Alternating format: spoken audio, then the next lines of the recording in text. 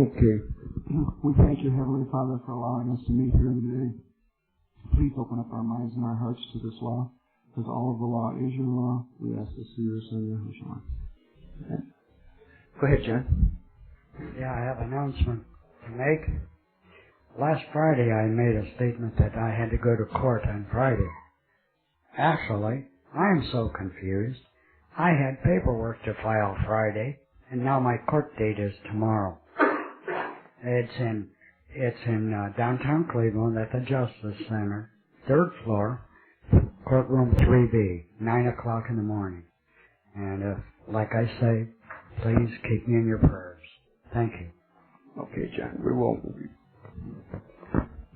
Hi, everyone. I'm assuming this is a private meeting and no one's here in their public capacity. Is that correct? Right.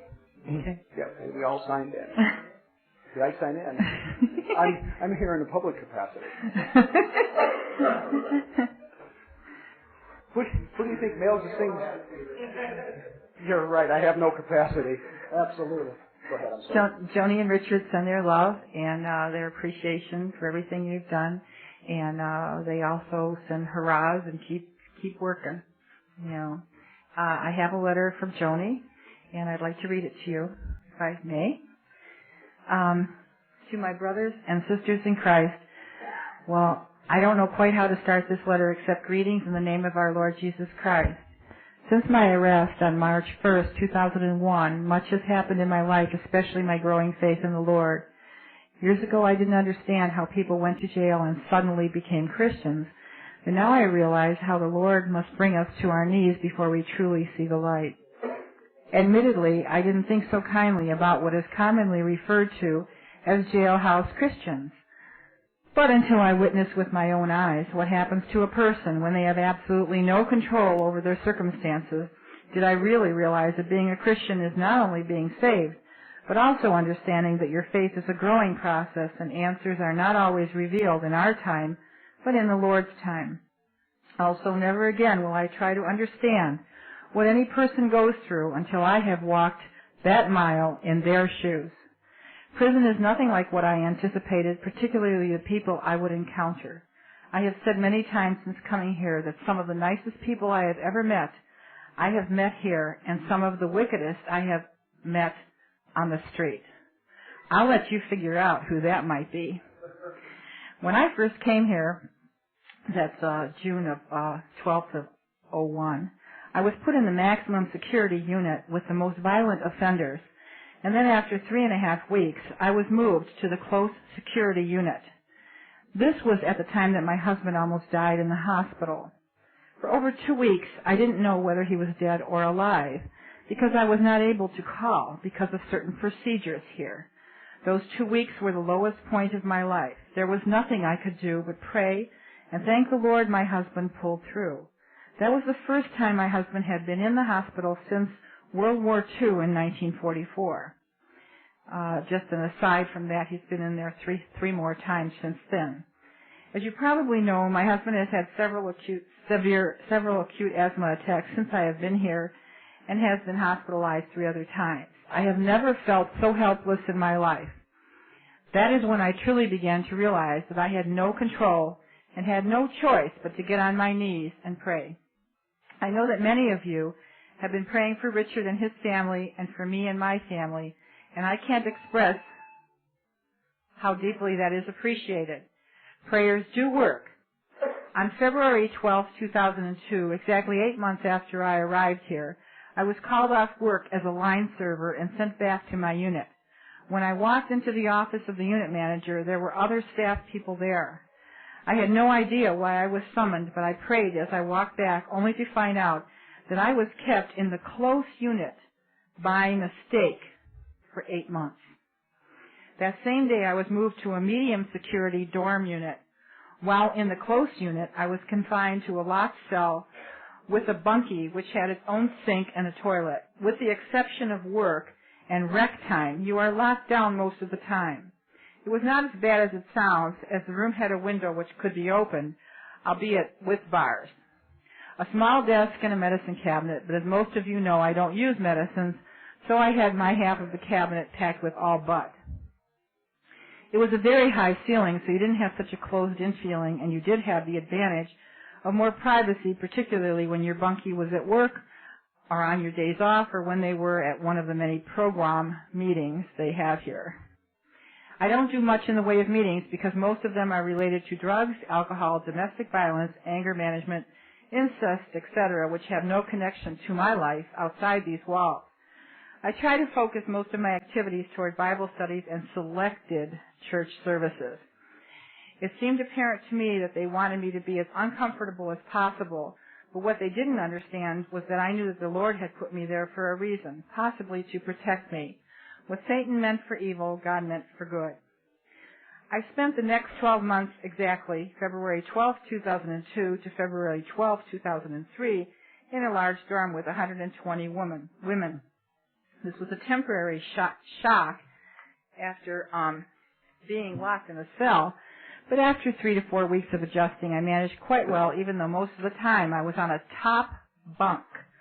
You can imagine, just about 6 weeks younger than me, and I'm 59, will be 60 in January. I managed quite well, even though most of the time I was on a top bunk, which at times can be challenging.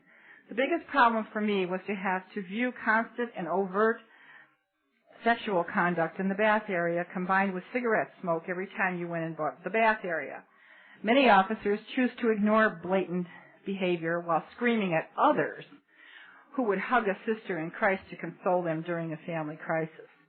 In spite of all the negative things going on around me, I chose to focus on those people and things that would give me the strength to endure. Many of the people I have met here are truly spirit-filled, kind and sensitive, and are trying, and to be the best that I can be, regardless of my circumstances. I will not stoop to a level set by some here, but rather use my faith to be a witness for the Lord. Maybe God chose Richard and I to be put into this circumstance because He knew He would help us to endure. I don't know, but time will reveal His purpose. On February 12, 2003, I was moved to another unit, which is one of the oldest buildings in the farm. Many here have told me the building was condemned a long time ago, and if it wasn't, it probably should be. I had a top bunk in a below-grade small dorm. It did have windows and a good view of the yard, etc., but I was below a sewer pipe that leaked and had to be wrapped with a plastic bag to catch what leaked. The interesting thing about this place is that when they moved you out of the large dorms to what is called preferred housing, with one exception, they are the oldest buildings on the farm in a bad state of repair. They call it preferred housing because the rules are not so strict, not because it's nicer. Some girls can't wait to get to preferred housing. For whatever reason, the Lord saw that I would only be there 3.5 weeks. I was called out of a visit, moved to where I am currently, which is called the camp or MCC. I think my 3.5 weeks at the other unit was to free up a needed bed on the other unit until there was room for me at the camp. This unit is where I have been since March 7, 2003, and is the same unit that houses boot camp and the baby unit. Mothers with their babies are allowed here until the babies are 18 months, so it is for short-time offenders. This unit is very clean and nice and somewhat remote from the other units. The section I am in is called assisted living because we have many older people and several in wheelchairs. You have to be screened to come here because of the babies and have no crime against the elderly or children. Most people who have been moved here have had no tickets or hole shots, and not many people fit that criteria. We have our own dining room in a separate yard with picnic benches. We also have a garden club, and I have grown my own tomatoes this summer. It has been a blessing even though we have had practically no tools and must carry our water a couple of 100 feet because hoses are a security risk. We would need an officer to watch us the whole time if we had a hose. I can't speak for anyone else here, but I can honestly say if the door and gate was open, a car was waiting, and I was given a 100-mile head start, I wouldn't budge. Richard says the same thing. The Lord will determine when I leave here. In the meantime, I will continue to be a financial burden to the state under our severe budget crisis. Can't lose our sense of humor. There is a talk of turning this unit into an all-boot camp and eliminating assisted living in the very near future, but we are so short of beds on the farm, there is no place to put us. The oldest person is across from me, and she is 85 and in a wheelchair, and the woman next to me is 78 with a severe heart condition. She is one of the nicest people I have ever met, and many times I will wheel her to meetings or the hospital if I am not working. She is here for a life sentence for self-defense. All she can say is that it was me or him. She came here when she was about 70 years old. There are also other women here who are called gate passers, which means they are minimum status and can do work outside the gate, such as the warehouse where our food is shipped in, or on highway yard crew. I want to add something here, and that's like minimum security.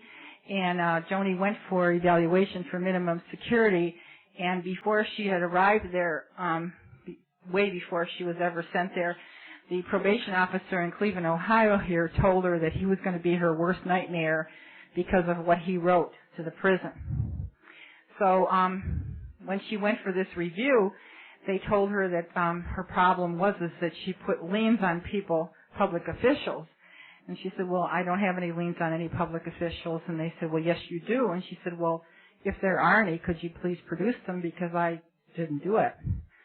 So they said, yes, you did, and you are in denial. Therefore, your security status will remain the same. So until you confess to crimes you did not commit, you cannot progress. The previous 8 pages of my letter have been to let you know that I am personally okay and that my heart sometimes breaks for those at home waiting for our return. I am a full-time math tutor, which keeps me very busy, but that's a good thing. More than anything, I want you all to know that you are in my prayers. I can't tell you how much heartfelt appreciation I have for you, Caleb and Jack, and all of you that have been so supportive of Richard and me and our families while we are gone. It brings tears to my eyes just thinking about it. Please don't take the fact that I haven't written as a sign of not appreciating all your prayers and things you have done in my behalf. There was a misconception on my part before I got here that I would have a lot of time on my hands, which is far from the truth. But then I didn't realize how our labor keeps this place going. All here have to work, no matter how sick or old. I make $20 a month for a skilled position, but there are people here with physical limitations that only make a few dollars a month. The Lord has blessed me with the ability to teach math, and I thank Him every day. I promise in the name of our Lord that I will keep in touch, and again, thank you for being there when it was needed the most. In the name of our Lord, love, Joni. My granddaughter has some copies that she'll put up here at the head of the tables, and if you care to. God bless you all.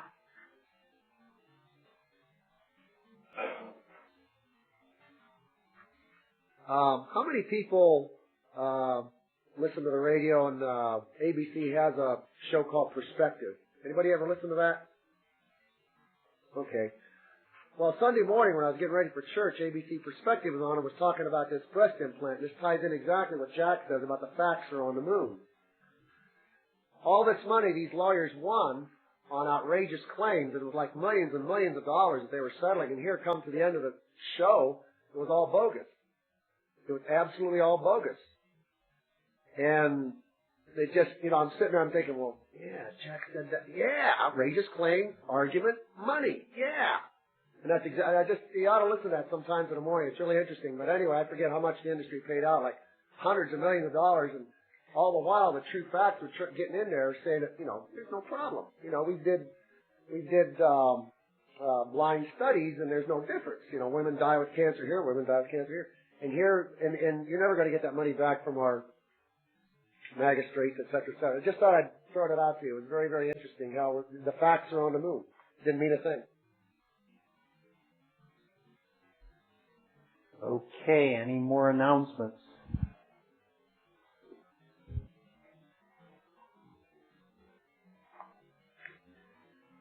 All right. We ended the meeting last week. We were reading from the article in the September-October 2003 Americans Bulletin dealing with that article that was written by Conrad LeBeau on money, banking, check kiting. Anybody have any comments or questions about that since we kind of ran out of time?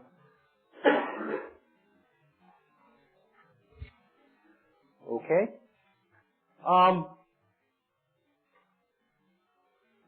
Victoria had her seminar this past weekend in San Francisco. It was fairly well attended. Over 40 people came. And she has had a number of people at that seminar that were needing assistance and help, such that usually she'll have like a Monday after the seminar to do tutors, and this time she's doing both Monday and Tuesday. She had a lot of very excellent people at that seminar. People not only from the aspect of just straight patriots coming try to better themselves, but a couple of people from some other patriot groups that were coming there to try to find out what it is that are alternatives. In fact, from one person from a very well-known Northwestern group who has got some problems there that he wasn't sure how to handle. And Victoria has been tutoring with him. Hopefully, he's going to get some remedies for some of the things that he needs to deal with. Victoria called me this morning, Monday morning after the weekend. She was very, very excited. She said she had had a partial revelation over the weekend about potential remedies going along the lines of what we have been teaching and studying, and she wanted to share it with me. And in fact, there's been a number of people I've been tutoring with that have had the same problem, namely that they used either a check on a closed account or a bill of exchange to tender a liability, usually a government liability of some kind or another, like a fine or a cost for court or taxes or something like that. And the government agency had come back, as almost all of them do, a second or third time and said this instrument is not any good. We are going to give you the opportunity to either pay your liability with a certified check or cash, or we're going to go to the court and move for a contempt order against you for having failed to pay your obligation. Now, there is a number of individuals that are in that stage of proceedings right now that have to deal with the response.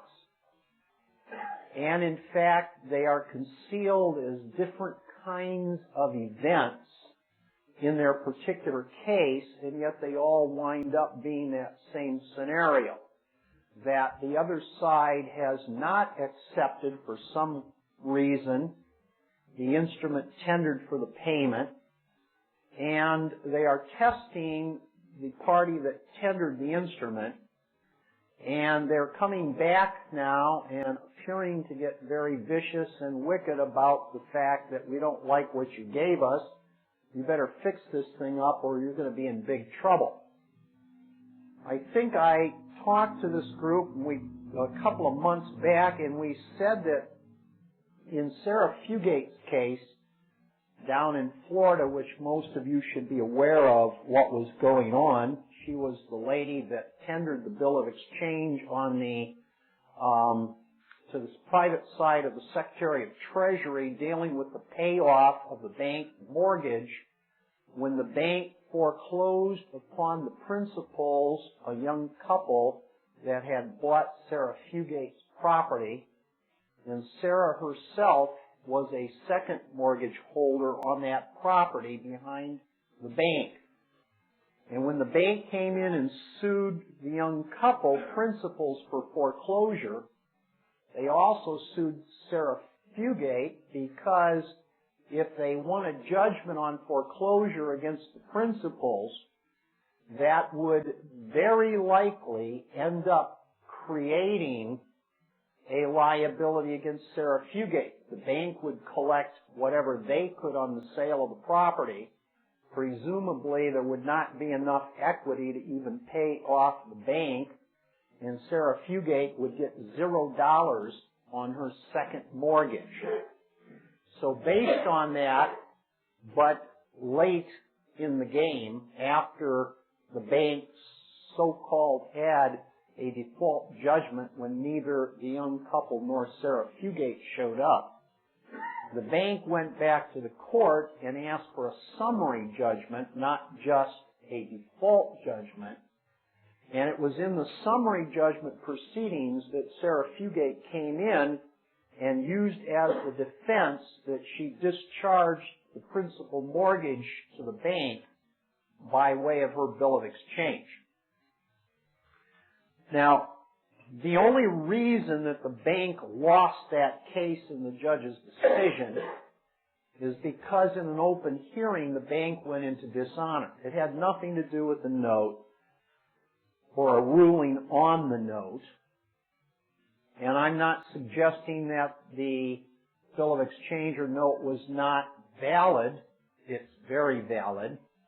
But this court, like so many courts, is not going to rule on the facts of the case, and they're certainly not going to rule on a money issue, which is going to end up in an appellate court, which is going to end up as case law all over America. But Sarah Fugate had gone in and tendered a bill of exchange to the bank in Florida.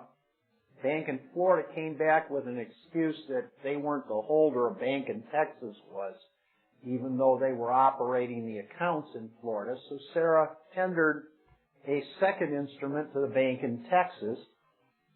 And on a hearing for the summary judgment, the judge asked Sarah Fugate what her position was, and she said that she tendered payment to the bank in Florida and they rejected it, and so she tendered it to the bank in Texas and hasn't gotten it back.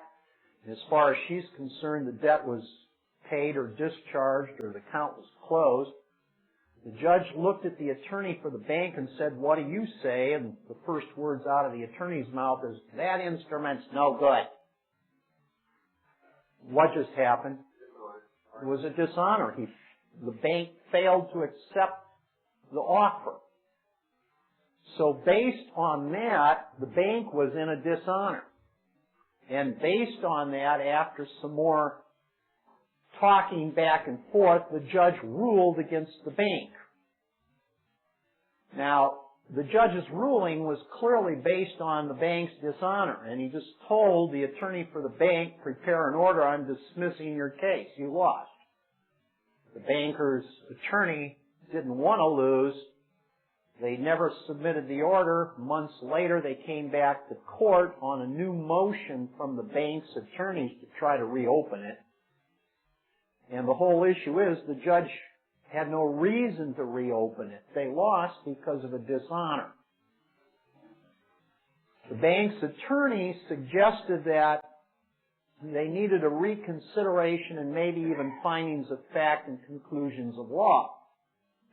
The judge was not going to issue findings of fact and conclusions of law that could be appealed to the appellate court so that the appellate court would have to explain money to the whole United States world. Not only that, the bank didn't lose the case based on the substance of a note or a non-note. They lost the case based on dishonor, which was equity. And in an equity judgment, the judge did not have to offer findings of fact and conclusion of law. So consequently, that's where it stood. The bank got angry. The bank appealed the case.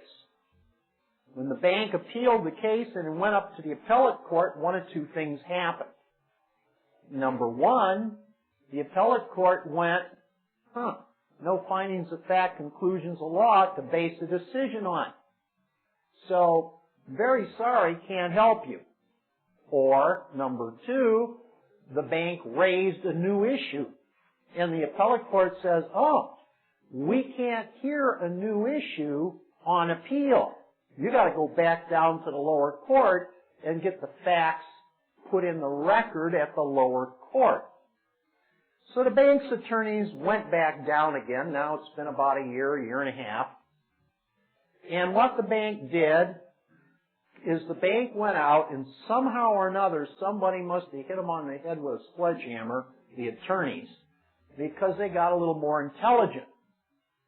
They figured out that in order to prevail over Sarah Fugate, they were going to have to get Sarah Fugate in a dishonor. The way you're going to get her in a dishonor is get her to go in and argue about something that allegedly was probably settled. What they wanted to argue about was whether or not Sarah Fugate's tendered bill of exchange instrument was valid. Now, if you've been following procedure as we've been trying to teach it for a period of several years here, the bank can't go into the court and testify that we believe the instrument is a fraud. After all, the attorney already said that. What it got him was a dishonor which lost the case. So somebody must have hit him over the head or shoved him out the door and brought in a more intelligent liar. And this guy decided that he was going to go out and beat the bushes and see if he could show somebody Sarah Fugate's instrument and see what they had to say about it.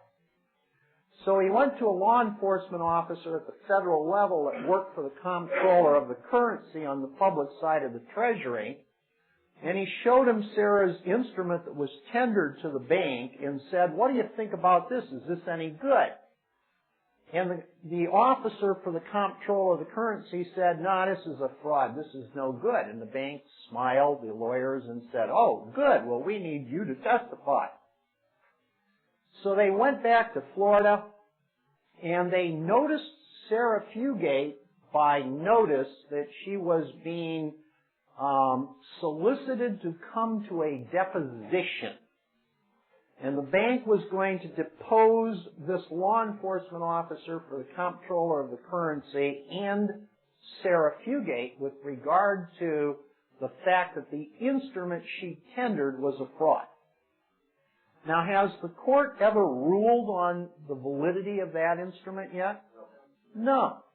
So the issue has not been adjudicated. We said the bank lost procedurally because of a dishonor. So these new lawyers, or the more educated lawyer, now comes in and says, "Sarah, you're going to come down for a deposition." Does Sarah go to the deposition? Better. If she doesn't, she's in dishonor. If she goes to the deposition and testifies, what happens? She loses, because now she's testifying to the validity of the instrument, which means she agrees that whether it's valid or not is an appropriate issue in question, having testified to the merits.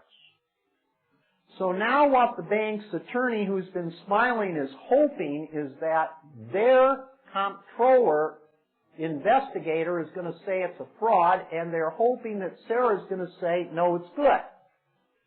Then there would be a controversy, and they could go back to a judge to get a ruling. And since the ruling will be to the merits of an issue on the public side, which way will the judge in equity decide the case?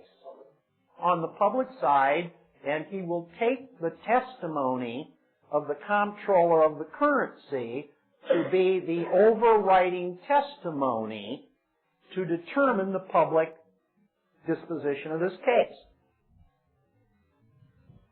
So I chatted with Sarah and a couple other people, and I just shared with her our concepts of the procedures. Now, what is interesting here is that in most court cases, when you have a deposition, in civil cases, what does that usually imply? When are depositions brought forth in civil court cases? For what reason? No, not subject matter. They already got it with the filing of the instruments. Yeah, well, it's immaterial whether they show up or not. If they don't show up, it's a dishonor. They lose on procedure. So it has nothing to do with personam or subject matter jurisdiction. Why do they have depositions and hearings? Who's being summoned? Who are they in the case? Debtors' exams. Civil courts have hearings for debtors' exams. They don't ever have a creditor's hearing. Right? Now, in Sarah's case, what do they need Sarah to become? A debtor to lose. So they structure the proceedings, said the spider to the fly, to come into a debtor's exam and be a debtor. Why do they want her to be a debtor? So that she will agree to lose. Because the court has nothing to do with the substance and merits. It has to do with volunteering. So they want her to come down to the debtor's exam and be a debtor. Very simple. That's what it's all about. The bank didn't want to lose. And they went up on appeal, and that went nowhere because of the stupidity of the lawyer in the first hearing who said that instrument is no good. Now they want Sarah to come into the deposition, which is the debtor's exam, and say, but that instrument is good. Same difference. She will then be the debtor. And they can go back and get a redetermination out of the judge. And pull victory from the jaws of defeat. Now, Sarah did go to that hearing, and there's things going on which are basically great things. But at this stage of the game, I'm not going to put the outcomes of that hearing in this group because these tapes get way distributed all the way around.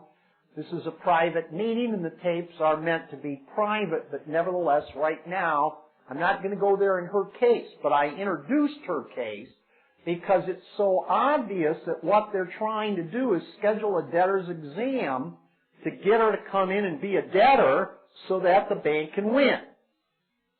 Now, I got a call from someone today, and this guy has been going around in circles with the federal Justice Department in a court setting for approximately 2 years. And this case has gone back and forth and up and down, and he did acceptances and returns. Basically, there's two parties in this case. Each party's behaved a little bit differently from time to time, but they're both somewhat on the same page now, and they're both trying to do acceptances. Both of these parties have tendered either bills of exchange and or checks on closed accounts to the United States prosecution to settle and close the matter pursuant to expenses and fines and other things that have come out of the court. And the woman U.S. prosecutor has gone back to these two guys, each individually, and suggested strongly that their tendering instruments were no good,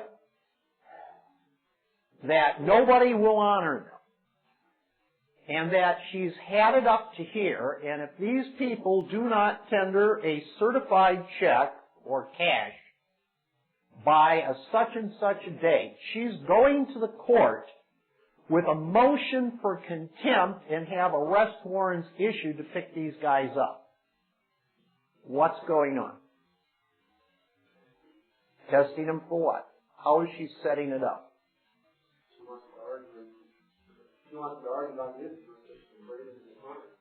What is the contempt hearing?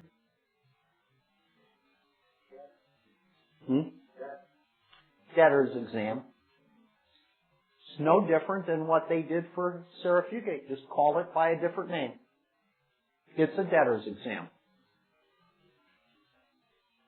So what happens is people tender these instruments and ask for settlement and closure. And the other side keeps testing, and what they do is they structure, they go on and on and on to test people to see if they're going to fall into a dishonor. If they don't fall into a dishonor, they're threatened. Then they're either called in civilly for a deposition or they're threatened with a contempt and criminal fines and arrest warrants. But they will ultimately end up before someone taking testimony, and the whole nature of the event is a show cause, which is nothing more than a debtor's exam. So in talking to these guys, or at least one of the two today, I said, hey man, this is straight out of the Sarah Fugate concept. They're calling you in for a debtor's exam if it goes that far. Oh man, they may arrest us. So what? They arrest you, what are they going to do? Lock you up forever? I said, it's a show cause, man. If they arrest you, it's for the purpose of taking you before the judge. It's just a little harsher treatment than sending you a letter saying you all come on down for the deposition. So I said, what are you going to do when you get in front of the judge? Okay, the issue for Sarah is, what are you going to do when you get down for the deposition? Don't testify positively to the merits of the issues. What must she do, though? She what?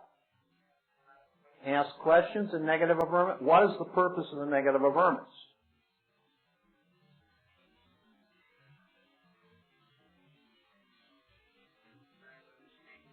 Deny what they are saying. Rebut the false presumption behind their show cause, so that it turns the debtor's exam back on them, so that at the deposition or the show cause, they're required to testify, not you. That's what you've got to do.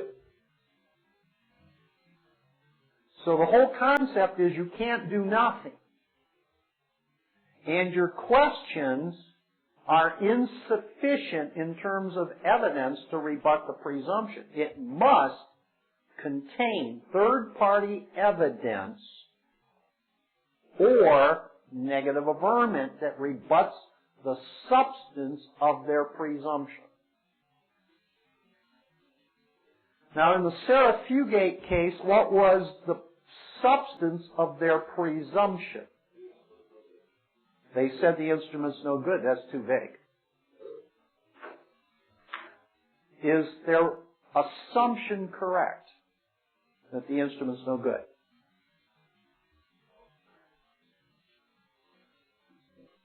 Well, sure it is. Yeah. It's got a witness. First of all, it says it isn't good. Did he lie when he testified? No.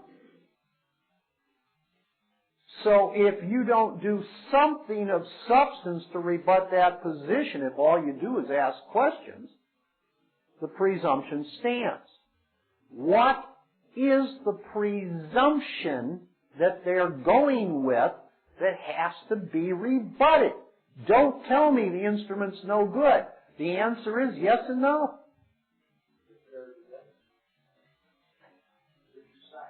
Well, Sarah is the debtor until the account is closed. That's true if they close the account. No, not yet. So she is the debtor. That's not the assumption and presumption. What is the false assumption? We know the witness is correct, but he's incorrect as far as Sarah's position is concerned.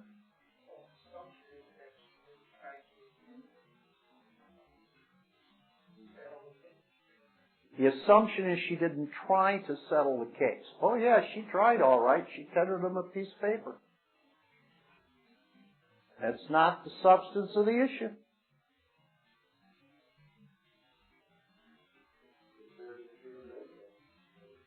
She didn't pay it. Nobody can pay it. There is no money. That's irrelevant and immaterial. What is the substance of their presumption? She didn't settle according to their satisfaction, but who the heck knows what their satisfaction is? Who even cares? All she's got to do is settle by law. They assume Sarah's going into dishonor. They feel she's in dishonor by their assumption. What is the substance of their assumption? Which she has to rebut. If she doesn't know that, there's no sense for going forward in the case. She isn't going to make it.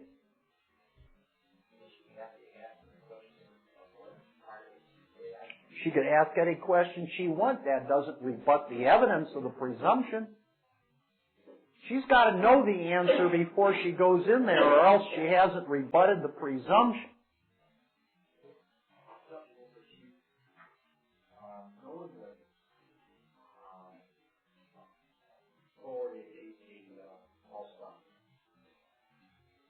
No, it's not that she knowingly forwarded a false document. No, that's not the substance behind where they're coming from.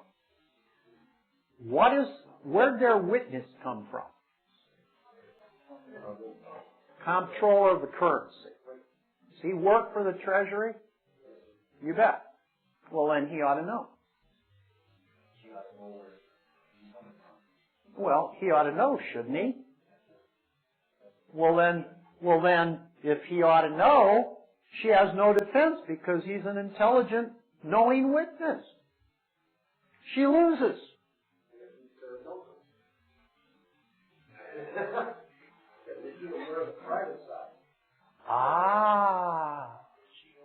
They're assuming that the tender was directed from the public side of the Treasury. That's their assumption. In which case, it's no good on the public side of the Treasury. So what she has to do is rebut the presumption that her tender wasn't from the public side, it was from the private side. Oh, doesn't that change everything then? Now, where was their witness from? Which side of the Treasury? Public. Does he have standing, knowledge, character, and capacity to testify as to what's going on the private side of the Treasury? Then is he a competent witness? No. So all she has to do is rebut the presumption they hold that the tender was from the public side, and then cross-examine their witness, which is testifying the instrument is a fraud, and get him to admit that if the instrument comes from the private side, and he has no knowledge of what's going on the private side, and hasn't investigated the private side, doesn't that lead to presumption and probable cause that his testimony is irrelevant to these proceedings? All she has to do is disqualify their witness by rebutting the presumption. So can't she go into the deposition with the negative averment already executed, the affidavit that says something like, I don't believe that the instrument that was tendered to the bank was an instrument from the public side of the Treasury? If she makes that statement, and she can make a second statement, I don't believe that their witness from the comptroller of the currency has investigated the private side of the Treasury accounts to know whether or not the tender is valid and sufficient or not. This puts the Comptroller General in a box because even if he does know, he can't admit it. And if he admits it, then it's case history, and then it spreads to the rest of the Toby the slave. Right. Now, understand, this is a debtor's exam, right? So whoever comes in having to testify at the debtor's exam is the debtor. So she needs to come into this hearing with the negative averments and any other evidence merely to rebut the presumption that the instrument tendered was not from the public side treasury. And she's going to be happy as a lark to come to the deposition because she wants the other side to show cause how this instrument that is not from the public side could be invalid. Who's going to have to testify at the deposition hearing? The bankers or Sarah Fugate? The bankers. So who's the debtor? The bankers. Is she going to argue with them? No. Is she in dishonor? No. If the bankers want to argue that it can't be from the private side, what have they just done? Dishonored, and they're still a debtor. So she's got to go into the hearing not to testify, not to argue, but to reverse the presumption so that the true debtors testify.